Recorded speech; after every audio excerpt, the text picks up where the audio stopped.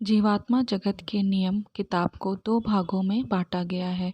पहले भाग में कई सारे अध्याय हैं और दूसरे भाग में कई सारे प्रश्नों के उत्तर हैं, जो आपके मन में उठते कई सारे सवालों के उत्तर मिलेंगे आपको। आज मैं आपको भाग एक अध्याय पहला अध्याय ईश्वर के सच्चे नियम के बारे में बताऊंगी। मेरे प्यारे मम्मी पापा, हम हैं आपके विस्पी और रतु। हम जीवात्मा जगत से पृथ्वी वासियों को आपके जरिए यह बताना चाहते हैं कि सच्ची राह पर, उस राह पर जो सर्वशक्तिमान ईश्वर की राह है, उस पर कैसे चलना चाहिए। तो मेरी प्यारी माँ, आप हमारे लिए यह किताब लिखिए और अपनी दुनिया के लोगों को जीवात्मा जगत के बारे में बताना, उन्हें ईश्वर के नियमों और कानूनों के बारे में बताना जिन्हें पृथ्वीवासी गलत समझते हैं, उन्हें बताना जीवात्मा जगत के विभिन्न लोकों के बारे में। पुरोहितों की कही हर बात का भरोसा कर लेना बिल्कुल गलत है, और इसी तरह हमारे सर्वशक्तिमान ईश्वर के सच्चे न्याय के बारे में बड़े बड़े दार्शनिक जो उपदेश देते हैं, उन पर भी भरोसा कर लेना गलत है। वे सब कुछ नहीं जानते। वे या आप सब सच तभी जान पाओगे जब आप अपनी पृथ्वी की दुनिया छोड़कर जीवात्मा जगत में आओगे। हाँ, असली न्याय क्या है, इसे बताने के लिए कुछ पन्ने या कुछ अध्याय काफ़ी नहीं हैं, और ना ही इसे कुछ किताबों से जाना जा सकता है। कई युग लगेंगे आपको यह जानने में कि हमारे ईश्वर हमसे सचमुच क्या चाहते हैं। इसलिए आपको बताने की हमारी यह कोशिश हो सकता है पर्याप्त ना हो, लेकिन हम जीवात्मा जगत से अपने प्रियजनों और सभी पृथ्वीवासियों को यह बताना चाहते हैं कि सच क्या है।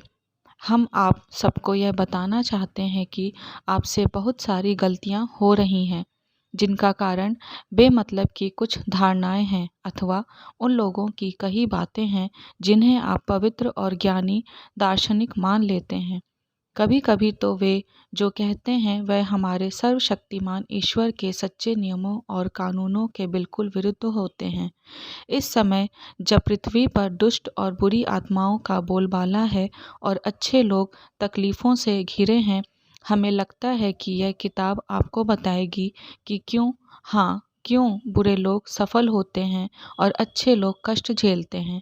भले लोग हमारे सबसे प्रिय सर्वशक्तिमान ईश्वर को इस बात का दोष देते हैं कि वह उनके साथ न्याय नहीं करते।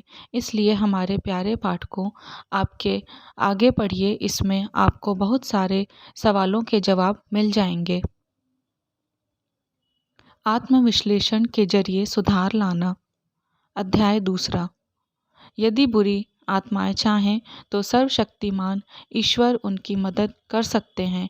बुरी आत्माओं में सहज प्रवृत्ति होनी चाहिए और उन्हें अपने आप में बदलाव लाने के लिए ईश्वर से मदद के लिए प्रार्थना करनी चाहिए। निश्चित रूप से सर्वशक्तिमान ईश्वर उनकी मदद करेंगे। अच्छा या बुरा होना पूरी तरह प्रत्येक आत्मा के अपने हाथ में होता है। ऐसी बुरी आत्माएं जो अपने आप को बदलना चाहती हैं, वे क्षण भर में भली आत्माओं से में बदल सकती हैं। पृथ्वी पर हमने आपको कहते सुना है, अपनी भूल स्वीकार कर लो, ईश्वर तुम्हें माफ़ कर देंगे। यह सही है, पर अपने पापों को आप स्वयं स्वीकारें, न कि किसी पुरोहित के सामने। किसी पुरोहित में आपको क्षमा करने की शक्ति नहीं होती। आपको क्षमा करने वाला पुरोहित कौन होता है?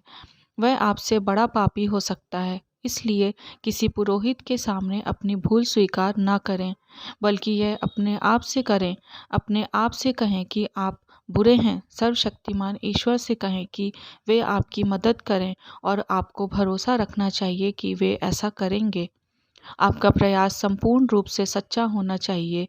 मैं फिर दोहराता हूँ, संपूर्ण रूप से सच्चा प्रयास। यदि आप सर्वशक्तिमान ईश्वर से आधे अधूरे मन से कहते हैं तो इससे कुछ नहीं होने वाला, पर अपने परिवर्तन को लेकर यदि आप पूर्ण निष्कपट और सकारात्मक हैं तो यकीन मानिए, आप में परिवर्तन लाने में ईश्वर तुरंत आपकी सहायता करेंगे। अब मान लीजिए कि एक व्यक्ति जो सोचता है कि वह एक भला व्यक्ति है, पर वास्तव में वह ऐसा है ही नहीं। ऐसी आत्माओं का क्या होगा? कई लोग सोचते हैं कि वे जो कर रहे हैं ईश्वर के बताए नियमों के अनुरूप कर रहे हैं। वे जरा भी यह नहीं सोचते कि वे कितने बड़े पापी हैं। वे कहेंगे, मैं ईश्वर में विश्वास करता हूँ, मैं धार्मिक किताबें पढ़ता हूँ, मैं हर दिन प्रार्थना करता हूँ, मैं प्रतिदिन या हर हफ्ते मंदिर या चर्च जाया करता हूँ, मैं बहुत सारे दान पुण्य के कार्य करता हूँ, मैं गरीबों और ज़रूरतमंदों को भोजन कपड़े बांटता हूँ, उन्हें रोज़गार देता हूँ।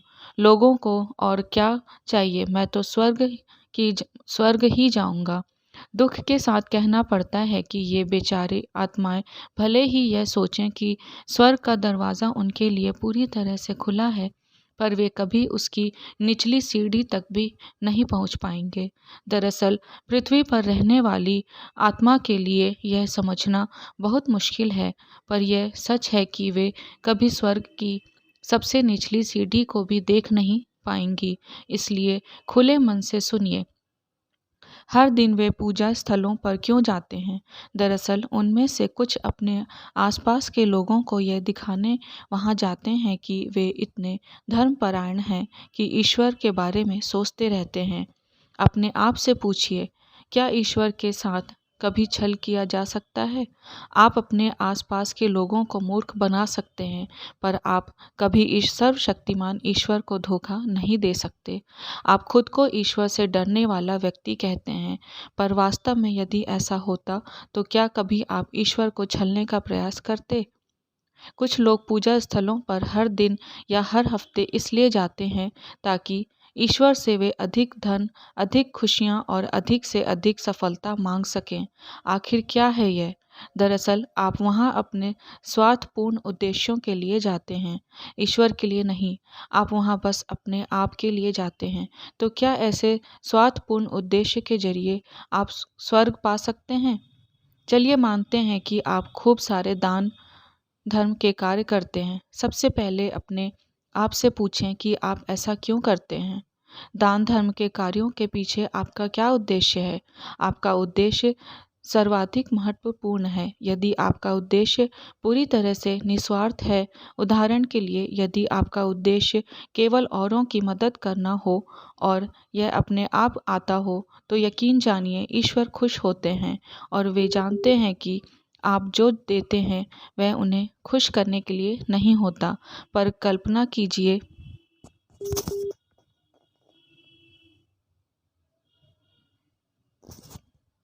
आपका उद्देश्य यदि ईश्वर को खुश करना है और आप कहते हैं यदि मैं यह किसी गरीब को दूं तो ईश्वर मुझे स्वर्ग भेजेंगे, तो यकीनन ईश्वर को आपके उद्देश्य का पता चल जाता है और आपको कभी स्वर्ग नहीं मिल सकता।